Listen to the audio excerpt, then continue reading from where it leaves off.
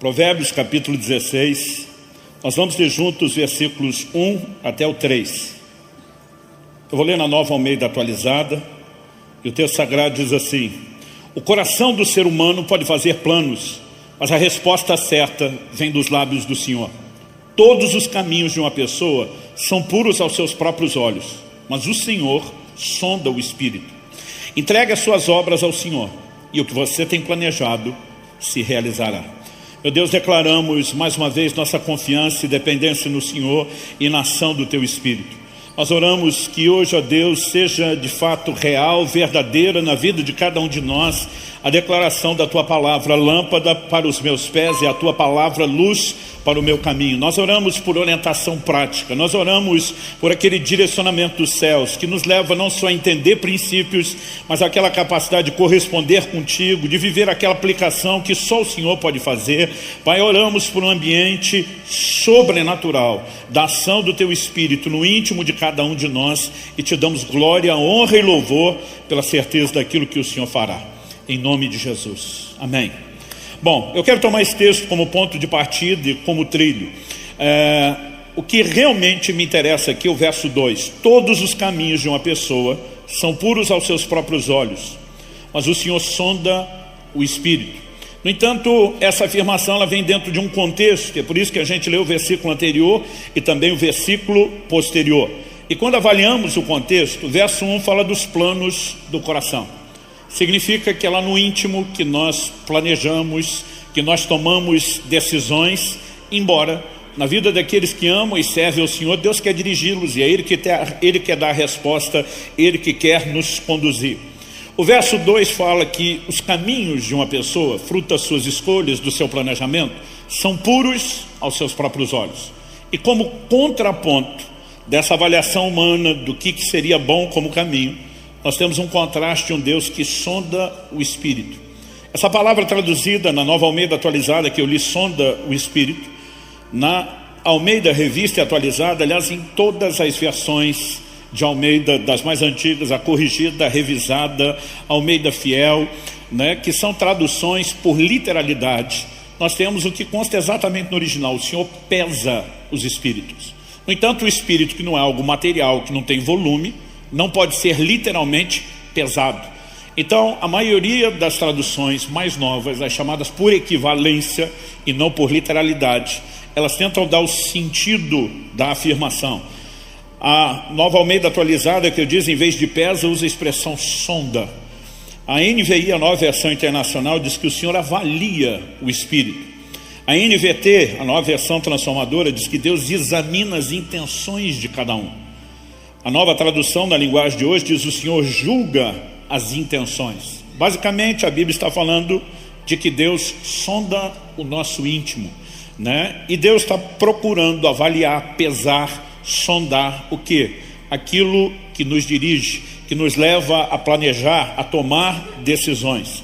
O tema da minha mensagem hoje é: avalie suas motivações. Quando falamos de motivações, nós estamos falando de algo que é mais sério, é mais impactante, é mais importante do que talvez a maioria de nós mensuramos. Normalmente nós temos uma ideia e um conceito de que o erro está relacionado àquilo que nós fazemos. Mas a definição da Bíblia de erro não se limita ao que alguém faz. Muitas vezes está relacionado ao como. Então, por exemplo, Tiago 4,2 diz: nada tendes porque não pedis. Eu sempre dou esse exemplo. Alguns crentes não recebem Deus porque não oram. Mas o verso seguinte, Tiago 4,3 diz: pedis e não recebeis porque pedis mal. Então alguns estão fazendo coisas certas, como orar, mas estão fazendo do jeito errado. Às vezes a característica do erro não é o que se faz, é como se faz.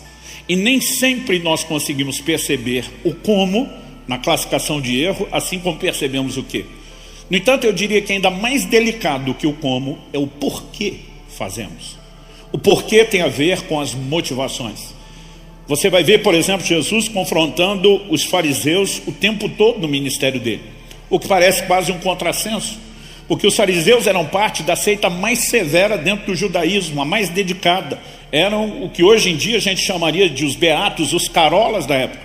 Eles viviam uma vida de profunda dedicação, eram muito religiosos, mas o tempo todo Jesus os confrontava, não necessariamente pelo que eles faziam, Muitas vezes pelo como e muitas vezes pelo porquê. Então, por exemplo, Mateus capítulo 6, no Sermão do Monte, Jesus fala desse povo dando esmolas, Jesus fala desse povo orando e Jesus fala deles jejuando. Algum de nós ousaria dizer que dar esmola, orar ou jejuar é algo errado? Não. O problema não era o que eles estavam fazendo. Jesus disse que eles estavam fazendo isso só para ser vistos pelos homens. O problema era o porquê, a motivação. E uma motivação errada, ela pode nos levar a errar, mesmo quando aos olhos de outros, às vezes aos nossos próprios olhos, nós estamos fazendo a coisa certa. É por isso que nós precisamos entender o quão sério é a perspectiva bíblica da motivação. Por exemplo, se a gente falar de pregar o evangelho, nenhum crente vai dizer isso está errado. Mas alguém pode fazer a coisa certa, que é pregar o evangelho, por motivos errados. Um exemplo bíblico. Filipenses capítulo 1, do verso 14 ao 17.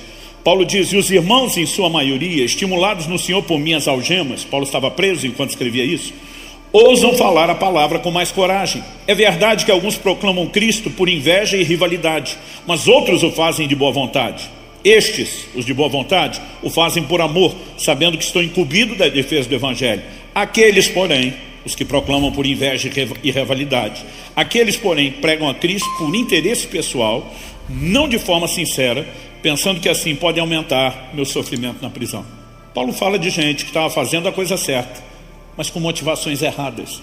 Gente movida de inveja, gente movida de rivalidade, competição com outros ministérios, né? Gente que não estava fazendo por amor àqueles que seriam alcançados, mas por interesse pessoal. Ou seja, quando a Bíblia fala a respeito de erro, nunca limita somente ao que fazemos.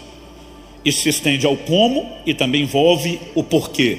O porquê é o ponto que nós queremos discutir aqui, porque ele fala exatamente a respeito de motivação. Então, quando eu olho para esses 3 versículos, no primeiro, recapitulando, nós vemos a ênfase sobre os planos do coração, embora a resposta deva vir de Deus e não devemos decidir tudo sozinho. No segundo, a Bíblia fala da nossa capacidade de avaliação versus a de Deus. E o terceiro diz: entregue suas obras ao Senhor e o que você tem planejado se realizará. Isso não significa que a Bíblia está dando um caminho através do qual você convence a Deus a fazer o que você quer. A expressão entregue suas obras ao Senhor, a NVI traduziu talvez isso mais acurado, mais próximo do original hebraico: consagre os seus caminhos ao Senhor. Em outras palavras, o Deus que nos deu a capacidade de escolher, de tomar decisões, Ele espera que nós nos aliemos com Ele, não apenas com aquilo que Ele quer em relação ao que fazer, mas também em relação ao que Ele espera de nós quando falamos do como, quando falamos do porquê. Quando existe esse nível de entrega, de rendição, de consagração, de alinhamento, nós podemos ter certeza que a bênção de Deus se manifestará sobre os nossos planos. No entanto, quando a motivação é errada, por mais nobre que possa parecer aquilo que eu e você estamos tentando fazer, nós podemos ser parados nesse processo pelo próprio Deus. Então eu gostaria que a gente pudesse discutir o assunto, e cada um dos 3 tópicos que eu quero abordar são 3 perguntas. Eu particularmente gosto muito de fazer questionamentos quando estou lendo os textos bíblicos, quando estou meditando nos princípios que o próprio Deus nos propõe. Sempre eu gosto de fazer perguntas que tentem me ajudar a chegar a conclusões. E eu quero fazer 3 perguntas. A primeira delas é: o que está no coração? Nós estamos falando de planos, obviamente as decisões se tomam no coração, e nós precisamos aprender a avaliar isso na perspectiva bíblica. Depois, em segundo lugar, eu quero que eu e você possamos fazer um segundo questionamento. O segundo questionamento é: o que influencia o coração? Depois de entendermos o que entra no coração e como se processam as decisões, quais são as influências que o coração pode ter, inclusive externas? Para só depois de discutir essas 2 coisas, eu entrar no elemento prático que tem a ver com o foco da mensagem: como avaliar o coração, ou o lugar onde se processam as nossas motivações. Então vamos lá.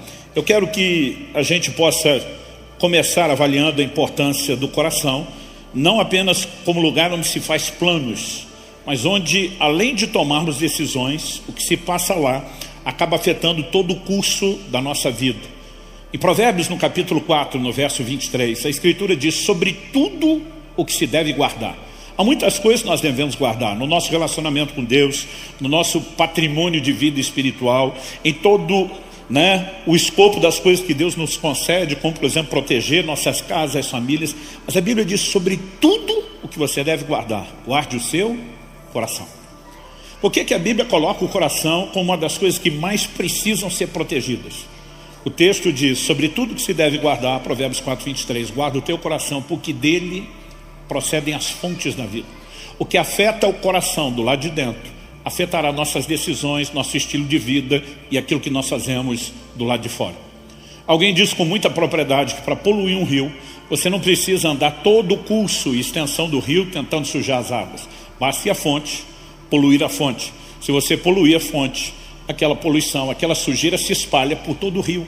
Quando a Bíblia diz guarda o seu coração, porque ali estão as fontes da vida, Deus está dizendo: se isso for maculado, macula o restante da sua vida, o restante dos seus atos, o restante das suas ações. Então acredito que em primeiro lugar nós precisamos entender o como decisões, valores, se alinham dentro do nosso coração, para a partir disso transbordar.